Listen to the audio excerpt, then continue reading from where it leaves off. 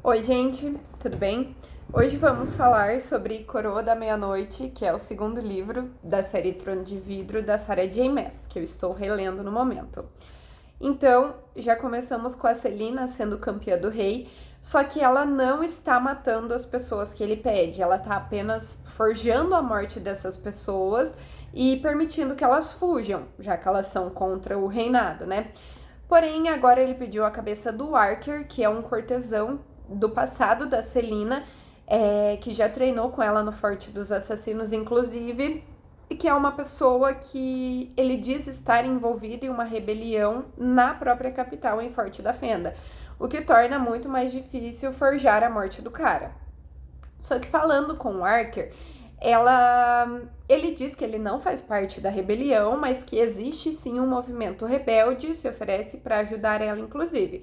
Supostamente um movimento liderado pela rainha perdida de Terracin, que é a Aelin Galantinos, que está erguendo um exército contra Darlan. Só que a Celaena diz que é completamente impossível a rainha de Terracin estar viva, que só pode ser uma impostora, e no prazo em que o rei deu para ela para matar o Archer, ela vai investigar esse verdadeiro movimento até ter que forjar a morte dele e deixar ele fugir. Enquanto isso também, a gente vê um afastamento da assassina com o Dorian e uma aproximação com o Shaol. Só que a questão é que, de alguma forma, o Dorian descobre que talvez ele tenha magia, o que vai ser terrível para ele se o pai dele descobrir. O relacionamento dela com o Shaol finalmente se desenvolve, só que o capitão acaba sendo sequestrado para atrair a atenção dela. Quando ela vai até o armazém onde ele está sendo mantido refém, ela vê que o Archer era sim um rebelde, inclusive um dos líderes do movimento que estava trabalhando diretamente com a Neemia.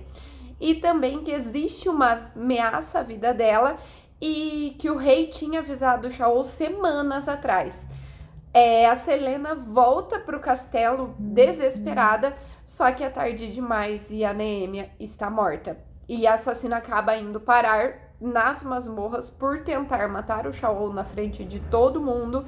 E se não fosse a recém-descoberta magia do Dorian, ela teria conseguido sim fazer isso. Mas beleza, ela sai das masmorras e encontra o assassino da princesa, que foi um dos campeões com quem ela lutou no primeiro livro, né? Que foi pago por um conselheiro do rei, o conselheiro Mullisson, para se livrar da Neemia, justamente porque eles tinham discutido recentemente. Só que quando ela vai limpar o quarto da Neemia, ela encontra uma charada que ela não consegue decifrar. Vai falar com uma bruxa Dentes de Ferro, que é a Baba Pernas Amarelas, que é uma bruxa supostamente muito velha, uma bruxa de verdade, de centenas de anos, que por acaso está no castelo junto com um parque que veio como presente de aniversário para o irmão mais novo do Dorian.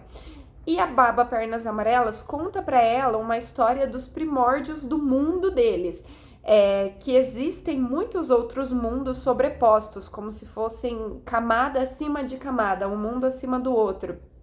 E que um portão de Wyrd tem acesso a todos esses mundos. E que há milênios atrás o reino deles foi invadido por 3 reis demônios, que foram os reis Valg, que quebraram o portão e fizeram 3 chaves de Wyrd, que são assim de imenso poder unicamente, mas que controlam o portão juntas, apesar de por si só já carregarem muita magia. Só que a rainha dos feéricos conseguiu mandar esses reis embora, bani-los para o mundo sombrio deles e deu as chaves para o primeiro rei de Terracin esconder, que é o rei Brannon, que inclusive é o pai da Helena, que é o fantasma que vive dando missões para Celaena, né? A charada que ela encontrou supostamente dá acesso à localização dessas chaves. E ela acha que o rei de Adarlan, inclusive, possui pelo menos uma delas. Por isso ele conseguiu dominar o reino inteiro tão rapidamente. Então, só que, apesar de ela conseguir essas respostas com a bruxa, a Celaena acaba matando a Baba Pernas Amarelas, porque o Dorian também foi fazer perguntas para ela e sobre a magia, porque não tinha ninguém com quem falar sobre o assunto, e ela ameaça vender as informações sobre ele para qualquer um e ele seria executado caso isso acontecesse. Beleza. A Celina acha também uma masmorra embaixo da biblioteca e usando aquele livro com marcas de Weird, com feitiços que ela encontrou lá no primeiro livro, em Trono de Vidro, ela consegue abrir portas até chegar na Torre do Relógio do Rei. Só que na torre ela encontra uma criatura que parece ter sido humana, mas que é completamente monstruosa. Nisso, o Dorian estava seguindo a Celina, porque ele viu o jeito onde ela estava indo, e juntos eles conseguem destruir a criatura e selar a porta. E é nesse momento que a Celina descobre que o Dorian tem magia. Nisso, ela consegue decifrar uma parte da charada e ela volta para o mausoléu para procurar uma das chaves. Só que o rei já pegou essa chave há mais de 20 anos. E aí ela entende que o rei já deve ter conseguido pelo menos mais uma chave, porque foi assim que ele bloqueou toda a magia 10 anos atrás, só que não a dele e, consequentemente, não a do Dorian, que é do sangue dele também. Porque ela sabe que se o rei tivesse todas as chaves, o mundo dele já estaria completamente destruído, né? Meio desesperada pela falta de respostas, ela acaba decidindo tentar fazer um feitiço para falar com a Neemia, trazer ela de volta e conversar com ela. Só que ela só consegue ver a princesa por tempo suficiente para ser avisada a nunca mais tentar abrir um portal para esse mundo.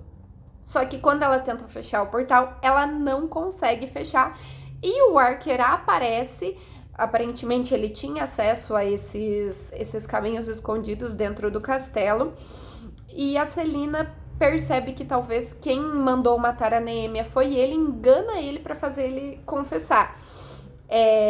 E ele queria encontrar as chaves para se vingar e não para libertar a todos. Então a Neemia não confiava nele e ele se livrou dela por ela não concordar com ele, porque a Neemia só queria liberdade para as pessoas, ele queria vingança. Só que nisso ela não consegue fechar o portal, porque ela fez um símbolo errado e não consegue, por isso que o feitiço não deu certo.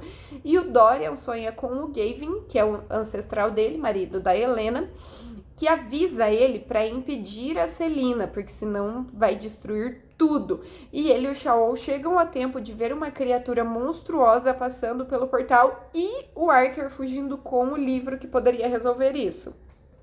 O Shaol acaba entrando no portal e a Celina vai atrás para salvar ele. E ela se transforma em férica, inclusive uma férica com um grande arsenal de poder e poder de fogo especificamente. Ela consegue resolver a questão daquele símbolo e usar o sangue do Dorian para fechar o portal. E todos eles conseguem fugir e ela ainda dá conta de ir atrás do Archer e se livrar do desgraçado. Só que para proteger ela, agora que o Shaol sabe que ela é férica, ele faz uma aliança com o pai dele, que despreza ele, que é desprezado por ele também, e sugere ao rei mandá-la ela em missão para Wendelin para matar a família real, porque é um reino que ainda não foi conquistado por Adarlan e que tem feéricos. Só que antes de partir, ela conta tudo sobre as chaves para ele e ainda dá uma dica, porque se ela morrer, alguém tem que terminar esse trabalho, e dá uma dica para ele que faz ele entender quem ela é de verdade, no caso, a Elin Archver Galantinos e a herdeira de Terra Sim. Que assim, gente, eu já tinha lido, eu já sabia disso, mas o sabor dessa cena de ver o Shaol descobrindo quem ela é de verdade, nossa senhora, assim, é muito marcante. Espero que vocês gostem. Até mais!